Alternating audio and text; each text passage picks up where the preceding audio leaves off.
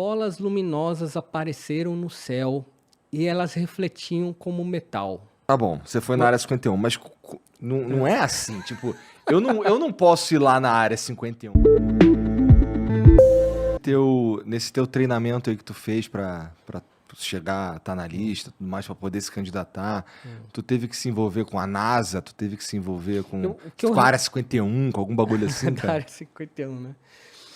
A área 51 foi, na verdade, Tu foi na área 51? Fui na área 51 para provar para mim mesmo que eu tinha culhões naquela época, vamos dizer assim, né? Eu era mais jovem e a área 51 era um desafio que eu acreditava como uma coisa impossível, né? Falar assim, Cara, nossa... tá bom, você foi na área 51, mas não é assim, tipo, eu não posso ir lá na área 51. Teve uma galera fazendo lá dancinha lá um tempo atrás aí, fantasiado de ET na área 51 e tudo mais, e tinha lá os caras armados pra furar quem tentasse entrar. Como é que foi isso? Eu tava nos Estados Unidos quando um cara criou uma comunidade no Facebook, uma página, né, no Facebook, vamos invadir a área 51. Isso viralizou, entrou 2 milhões de pessoas falando assim, vamos combinar o dia e a hora. Vamos fazer uma avalanche ali, entra todo mundo, né? Era mais ou menos assim. E o Trump chegou e falou assim, se vocês forem, vai tomar tiro. Falou bem assim, direto ao ponto, né? Porque é uma área militarizada, né? Não é só uma ex-base secreta, né? Porque a área 51 já caiu em filme, já caiu em tudo, né? Tem no Indiana Jones, a área 51. Pô. Mas era a última base secreta, né? A área 51. E existe diversas lendas por trás da área 51, que ali existe engenharia reversa de um disco tu já ouviu falar ali... naquele gringo lá? Como é que é o nome dele mesmo? Eu sempre esqueço, cara. O Robert Lazar? Lazar, Bob Lazar, isso aí. O apelido é Bob. Ele é o cara que diz ele, né, que voltou de lá e ele tinha sido contratado para fazer a engenharia reversa num disco voador. Numa parada num motor antigravidade. Tá lá no Netflix para você assistir, e você olhar olho no olho. Eu vi, é muito ruim. Você acreditou nele? Cara, então, ó, vou te falar. Eu vi esse documentário aí, é ruim, porque tem uns trechos assim meio... a construção do documentário é meio tosca, pra ser sincero. Mas ele fez um podcast com o Joe Rogan, que, cara, ele fala várias paradas ali que são fáceis de acreditar, vai? Então... ele desenha a nave espacial ali, né? Não tô dizendo que eu acredito, mas eu também não tô dizendo que eu não acredito. O que você pensa? Bom, eu já falei que eu acredito em vida fora da Terra. Sim. E que eu não acredito pouco, eu acredito muito. E que tenha muita vida. Agora, até aí acreditar que alguém chegou aqui, numa nave espacial, num disco voador, aí eu já tenho ressalvas. Ele falou que tem uma porrada de nave lá. Então, aí já é um pouco mais delicado, porque aí eu precisaria de outros tipos de provas, né? Eu sou um feliz proprietário de, numa dessas andanças colhendo materiais históricos, caiu na minha mão uma relíquia. Você não vai acreditar, mas vai ficar para um outro podcast que você me chamar, porque eu tenho esse material. Eu estava na Hungria e ali eu encontrei um antiquário. Você lembra aquele filme dos Gremlins? Lembro. Você lembra o antiquário que tinha no início do filme, onde encontraram o Gizmo, né, que é o Gremlin lá? Então, eu entrei num lugar bem louco, que nem aquele ali. Aí tinha o velhinho e ele só falava húngaro. E o húngaro, você sabe que é uma língua que dizem que uma raça alienígena chegou, ensinou húngaro e foi embora. Eu não sei nem como soa húngaro. Porque ela não tem nenhuma irmã com nenhuma língua conhecida. Ela não... Ninguém descobriu ainda. É realmente uma das línguas mais difíceis de se falar.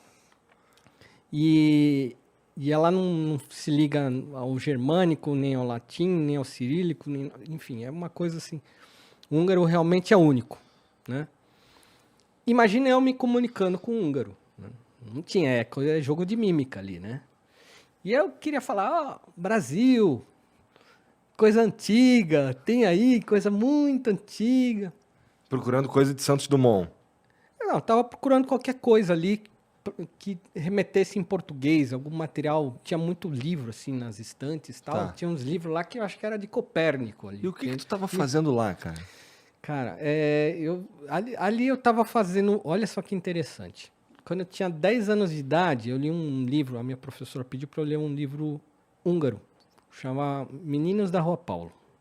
Então o autor é um autor famoso lá na Hungria, tá? É tipo um Machado de Assis lá na Hungria, chama Ferenc Molnár. E aí eu estava viajando pela Europa e aí surgiu essa possibilidade de passar na Hungria. Então eu falei assim, cara, eu lembro o nome das ruas lá que estavam lá no livro, eu vou lá para saber se existiu mesmo aquela história naquele lugar. E quando eu cheguei no lugar, realmente existia tudo que estava no livro. As ruas, bonitinho, tudo certinho. Eu achei, eram uns meninos, era um livro infantil, eu li quando eu tinha 10 anos de idade, meninos que brincavam de guerra, né, de conquistar o forte do outro, era aquela coisa, né, de guerra de bolinha de areia e tal. E eu descobri esse lugar lá. E aí eu falei, olha aqui, realmente aconteceu, a rua Ferenc Molnár, existe até a praça Ferenc Molnár, tá aqui a área baldia e tudo mais, eu quero levar alguma lembrança daqui. E aí, quando eu vi o antiquário, eu falei, antiquário, eu adoro história, eu queria pegar algum registro como uma lembrança daquele lugar. E quando eu entrei nessa loja, foi interessante, porque você tenta se comunicar em inglês, eles não entendem. Brasil, já ouvi isso alguma vez na minha vida, né? Tá. E aí ele foi lá para trás lá da loja, me deixou ali naquele momento que eu falei, o que vai acontecer agora, né? Tipo, ele me largou aqui, é para eu esperar, não é para eu esperar, não sei, né? Ficou aquela situação esquisita. E aí ele trouxe uma pastinha, se vê que era uma coisa antiga. A pastinha já era um negócio que parecia do século XV, assim, né? Toda rebuscada, com chavinhas, assim, e tudo mais. E ele falou assim, Brasil, e pôs na minha mão. E aí, eu abri a pastinha, dentro tinha um folhetinho que era um jornal de Portugal impresso para o rei Dom João. Estava lá na capa, né? Era uma espécie, naquela época, o rei ele se informava por jornal, o que estava acontecendo ao redor, né, dos outros países. E aquilo estava escrito em português, mas não em bom português, porque o português de 1760 ali é um português que as letras ali se misturam. O F, na verdade, tem som de S. Então, para você ler é um pouco chato. Entendi. Você lê bem devagar aquele documento. Mas eu falei, cara, quero levar isso aqui, né? E o cara cobrou super barato. Sei lá, foi coisa assim de 20 euros o negócio. Eu falei assim, caramba, cara, que pichincha. E o cara nem sabe o que tem nesse documento. Eu sei, porque eu leio português. E eu não li na hora do que se tratava, mas eu vi que era uma coisa muito valiosa. Olha como você dá umas, né, caçadas ali, né? Então você encontra umas coisas nessa vida. Na volta do avião, que aí eu tive tempo, falei, vou dar uma lida agora naquele documento aqui, né? E eu comecei a ler, assim, meu olho arregalou. Assim, aí tinha um texto, e ele falava de aparições. Olha só o que era o documento.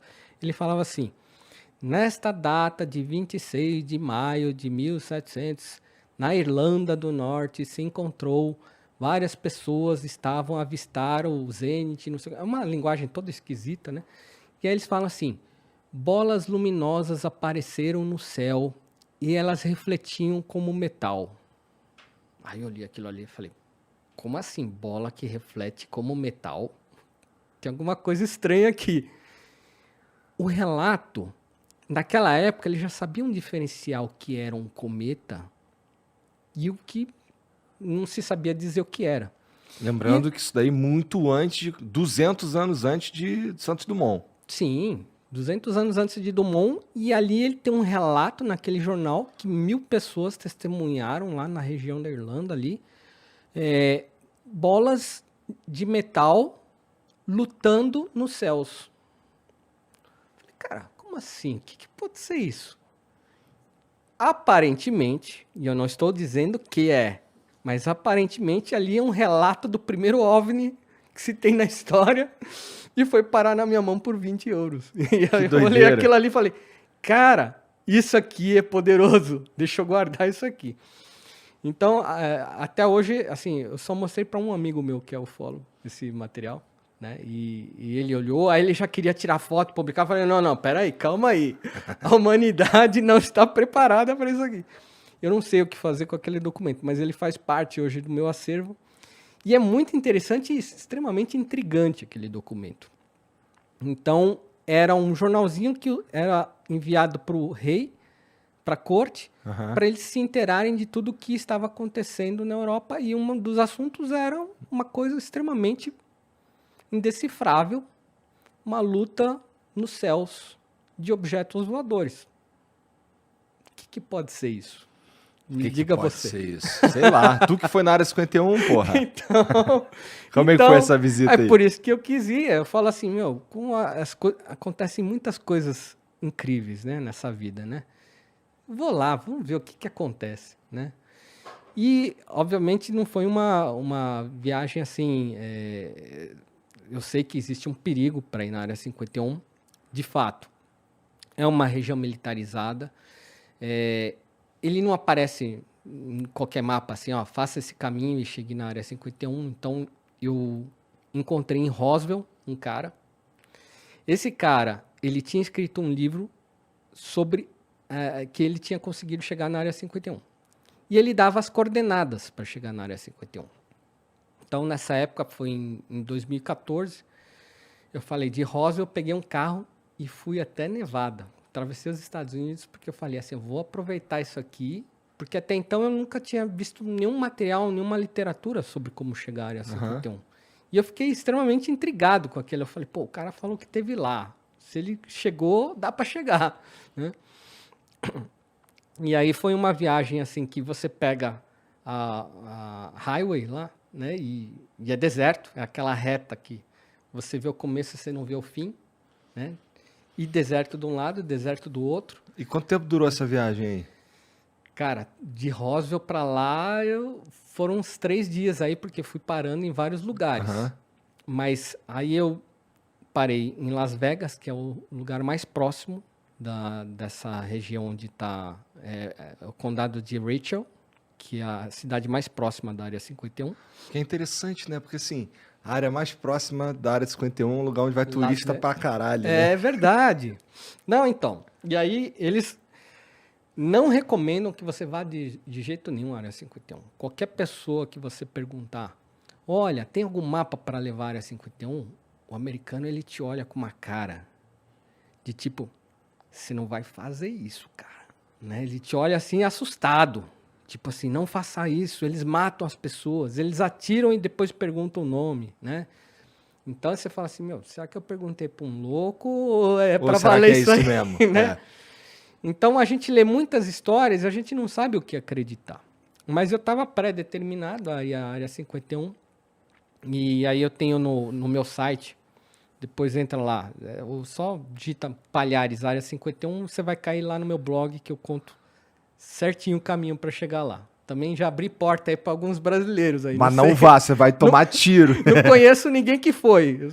Que eu saiba, eu fui o único, mas eu dei lá todo o caminho das pedras. E aí, você chega nessa cidade que se chama Rachel, que é uma cidade assim que tem 20 trailers. Essa é a cidade. Tipo, todo mundo mora no trailer no deserto. Aí você chega lá e, bom, onde é que se come aqui, né?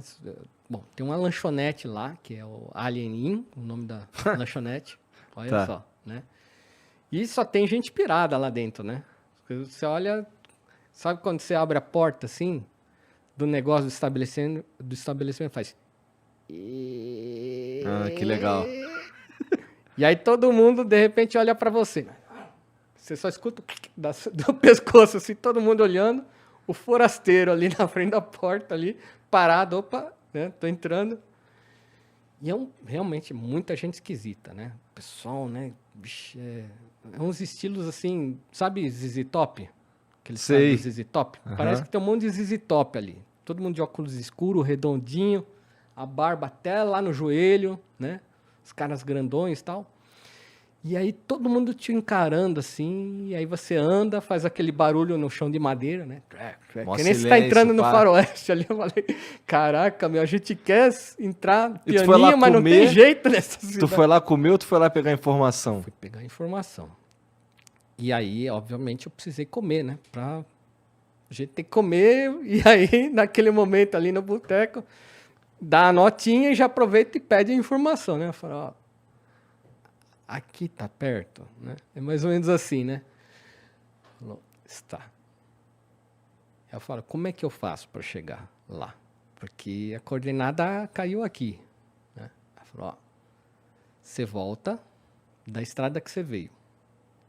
Quando você vê uma placa de pare, aquela placa, você esqueça aquela placa. Você pega o teu carro, contorne a placa e entra no meio do deserto. E vai reto. Eu falei, mas não tem estrada? Ela falou, não tem estrada. Vai. E aí eu fiquei assim, pô, será que isso aí é uma pegadinha, né? Porque se eu entrar ali no meio do nada, acontecer qualquer coisa comigo ali, eu tô frito. Sim. Não tem... Vou encontrar minha carcaça... Muito tempo depois. Daqui a 200 anos, né? Tipo, o cara que tentou chegar na área 51. E eu falei, pô, já atravessei praticamente os Estados Unidos inteiro para chegar aqui agora. Não é a falta de uma estrada que vai me impedir. Foi mais ou menos por aí. E aí eu peguei o carro e fui indo. E é interessante que aí você entra numa estrada de granito ali, que é na verdade não é um granito, é uma poeira muito fina. Eu até falo no meu site, né, que essa poeira, ela levanta de tal maneira que qualquer cara que está ali na base dormindo, ele enxerga você chegando lá longe. De 500 km de distância, ele vê que tem alguém chegando ali. E tu chegou na base. Aí eu falei, meu, isso aqui não vai dar certo. Vão me dar tiro de longeão. Os vídeos que eu vi no YouTube, as pessoas são sempre paradas no meio desse caminho. A pessoa tá lá no meio do caminho, chega o guarda, chega os caras, fala, o que você tá fazendo aqui? Volta, né? Tem placas que lá tá explicitamente escrito danger, né? É perigoso, não ultrapasse, e você fica assim, meu, o que eu tô fazendo, né? Tu correu o risco de ser preso, alguma coisa assim? O risco era corte marcial, então o juiz determina qual é a sua pena, e $5 mil de multa.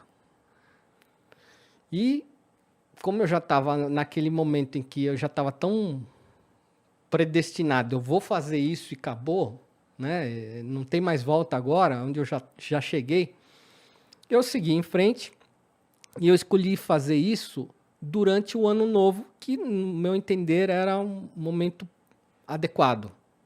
Né? Por razão nenhuma. Se o pessoal mamou ali, é o momento de eu chegar perto e tá todo mundo na manguaça ali. Então foi no 1º de janeiro, de manhã, que eu resolvi fazer essa aventura. E eu consegui chegar até essa grade que delimita, assim, ó, aqui é a entrada e daqui não passa, e ali eu E o que tem lá dentro? Um monte de prédio? Um prédio, eu quero dizer, um monte de construção? Dessa guarita, você tem ainda alguns quilômetros a percorrer. Ali é a guarita que o cara vai saber quem você é. Provavelmente os cactos com câmeras lá já viram minha placa, já fotografaram, já descobriram meu passaporte. Minha vida já estava ali, de alguma forma. Mas eu cheguei e não tinha ninguém na guarita. Então eu consegui fazer o meu momento ali de tirar algumas fotos ali, dar aquela minha turistada na região. Baixei um vídeo no YouTube e saí pianinho também, do mesmo jeito que eu cheguei. Então, consegui chegar tu acabou não sofrendo sanção nenhuma. Nenhuma. Peguei uma pedrinha também de lembrança, essa pedrinha da porta da área 51. Fui, cheguei no hotel, aí aconteceu uma coisa esquisita. Quando eu estava no hotel, já renderizou meu vídeo lá no YouTube. Aí eu vou abrir meu micro, né, pra ver se ficou tudo certinho. Aí o meu Outlook começou a entrar mensagem assim, que nem máquina caça-níquel. Começou a girar os números assim, eu falei, caramba, me hackearam. Aconteceu alguma porcaria aqui que eu não sei qual é. Que assim, ficou louco o meu Outlook. Quando eu vi, era o quê? As minhas mensagens do pessoal que viu meu vídeo, que foi pro Trend Tops do YouTube. De repente, nível mundial, escala mundial, eu recebi 120 mil visitas em 5 minutos, foi uma coisa assim. E todo mundo ali comentando, isso daí não é a Área 51, é o quintal da minha casa. Isso aí, cara, você é meu herói. Oh, não, isso aí não é a Área 51, conta outra, mané. Então, tinha de tudo ali, né? E o pessoal comentando, e eu falei, puxa, ainda bem, pensei que já tinha invadido o meu micro aqui, né? Porque foi uma parada bombástica. Sinistra. 2014, tá falando? 2014 que eu fui pra Área 51. Que doideira. E daí pra frente eu não soube de mais ninguém que chegou lá.